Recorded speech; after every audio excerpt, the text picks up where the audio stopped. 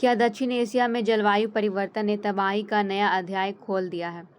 भारत, पाकिस्तान और अफगानिस्तान में आई भीषण बाढ़ ने 82 लोगों की जान ले ली। आखिर ये सिर्फ मानसून की मार है या फिर प्रकृति का कोई गंभीर संदेश? आइए समझते हैं इस खबर को। ये खबर हाल के दिनों का है, जब भारत, पाकिस्तान और अफगानिस्तान में लगातार मूसलाधार बारिश, अचानक आई हुई बाढ़ और भूस्खलन के कारण यहाँ पर लगभग 82 लोगों की मृत्यु हो चुकी है। लाखों लोग प्रभावित हुए हैं। फसलें, सड़क, पुल, घर, ये सारी चीज़ें यहाँ पे क्षतिग्रस्त हुई है। आखिर में ये स्थिति कैसे बनी? अगर इसका कारण देखा जाए तो कोई भी एक कारण नहीं है, बल्कि यहाँ पर दक्षिण पश्चिम मानसून सामान्य से यहाँ पे बहुत ज़्यादा अधिक हो गया है और यहाँ पर इसकी सक्रियता भी बहुत ज़्यादा यहाँ पे बढ़ गई है। दूसरी तरफ कम दबाव बनने के कारण भी यहाँ पे लगातार बारिश हो रही है। हिमालय क्षेत्रों में तेज़ बारिश के कारण नदियों में उफान आया हुआ है। पहाड़ी क्षेत्रों में भूस्खलन और मैदानी क्षेत्रों में फ्लैश फ्लड की घटनाएं बहुत ज़्यादा बढ़ गई है और ये सारी चीज़ें यहाँ पर बढ़ने से भीषण बाढ़ की स्थिति को यहाँ पे जन्म दिया है और लगभग यहाँ पे लोगों को अनेक कठिनाइयों का सामना करना पड़ रहा है। भारत की स्थिति यहाँ पे देखा जाए तो पूर्वोत्तर राज्यों में, विशेष करके असम, ब्रह्मपुत्र और उनकी सहायक नदियों में यहाँ पर उफान आया हुआ है और इस उफान के कारण बहुत सारे गांव जलमग्न हो गए हैं। सड़क, रेल, बिजली सेवाएं, ये सारी चीज़ें प्रभावित हुई है। लाखों लोगों को राहत शिविरों में भेजा गया है। वहीं अगर पाकिस्तान की बात किया जाए तो पाकिस्तान के पंजाब, खैबर पख्तूनख्वा और अन्य जितने भी क्षेत्र हैं, यहाँ पर लगातार वर्षा से बाढ़ आई हुई है। घर, सड़कें, कृषि भूमि, ये सारी चीज़ों को यहाँ पे भारी नुकसान पहुँचाया गया है। कई परिवारों को सुरक्षित स्थानों पर यहाँ पर लेना पड़ा। अफगानिस्तान में भी पहाड़ी क्षेत्रों में अचानक बाढ़ आई, जिसके कारण बहुत सारे गांव यहाँ पे प्रभावित हुए हैं। कच्चे मकान और कृषि क्षेत्र बह गए। राहत कार्य कठिन हो गया और भूभाग के कारण चुनौतियाँ यहाँ पर देखने को मिली है। ये खबर हमारे पर्यावरण से संबंधित है, जिसमें जलवायु परिवर्तन के कारण अत्यधिक वर्षा की घटना यहाँ पे बढ़ रही है। मानसून अधिक अनिश्चित यहाँ पे हो चुका है और यहाँ पे वनों की कटाई से मिट्टी की जो जल धारा है, इसकी क्षमता भी कम हुई है।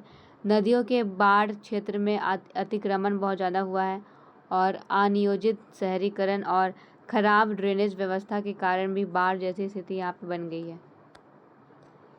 जनसंख्या और समाज पर अगर इसका प्रभाव देखा जाए तो इसमें जो है जन हानि यहाँ पे होगा और लोगों को विस्थापित होना पड़ेगा, क्योंकि यहाँ पर बहुत सारे ऐसे इलाके हैं जहाँ पर जो जगह है या फिर गांव है वो जलमग्न हो गया है और इसके कारण लोगों को विस्थापन यहाँ पे करना होगा। लाखों लोगों यहाँ पे देखा जाए तो अपने घरों से बेघर हो गए हैं।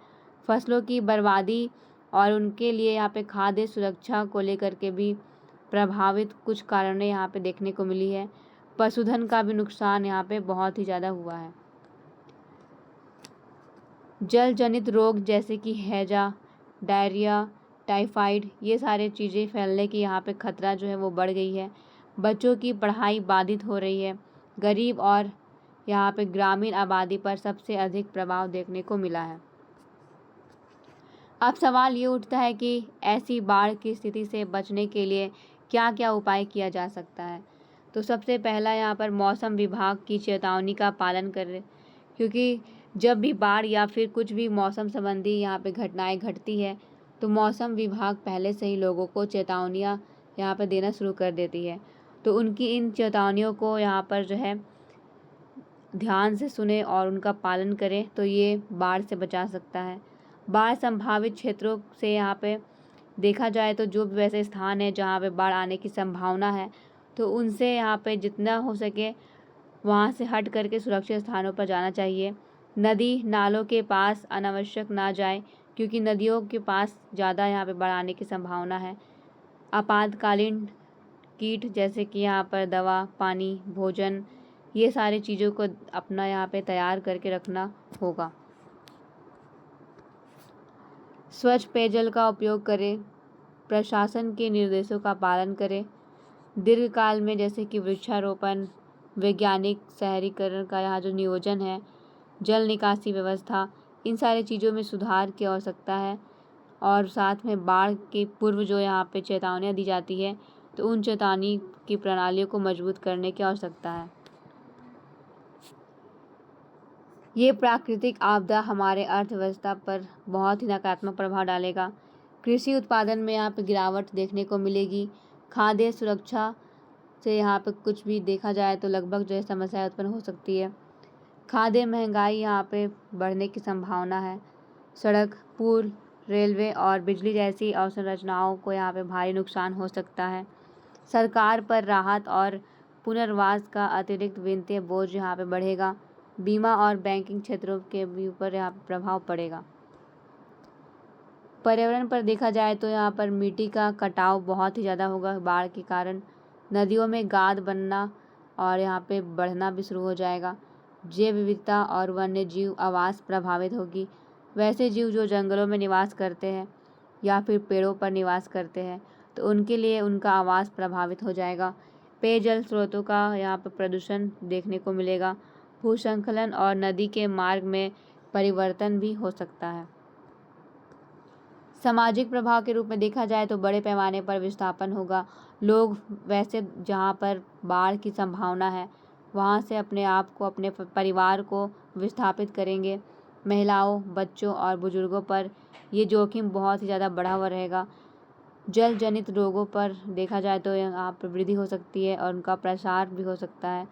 शिक्षा और आजीविका पर इसका नकारात्मक असर पड़ेगा।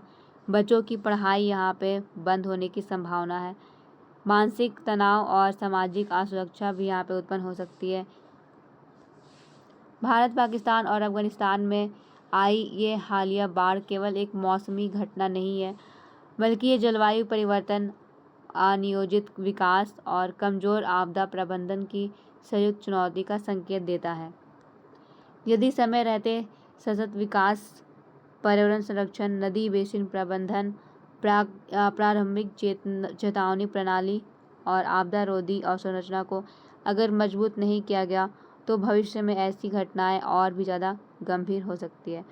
तो इस प्रकार देखा जाए तो ये तीनों देशों में बाढ़ की जो यहाँ परिस्थिति पैदा हुई है, ये जन हानि बहुत ज़्यादा यहाँ पे होगी। लोगों के ऊपर इसका गंभीर प्रभाव भी देखने को मिलेगा। तो इस प्रकार आप न्यूज़ को प्राप्त करने के लिए हमारे चैनल को लाइक, सब्सक्राइब और बेल आइकन को प्रेस कर सकते हैं। और साथ में न्यूज़ की पीपीटी को प्राप्त करने के लिए डिस्क्रिप्शन में हमारे टेलीग्राम का लिंक दिया हुआ है। आप उस टेलीग्राम के लिंक को ज्वाइन कर सकते हैं, जहां पे आपको न्यूज़ की सारी पीपीटी मिल जाएगी। Thank you.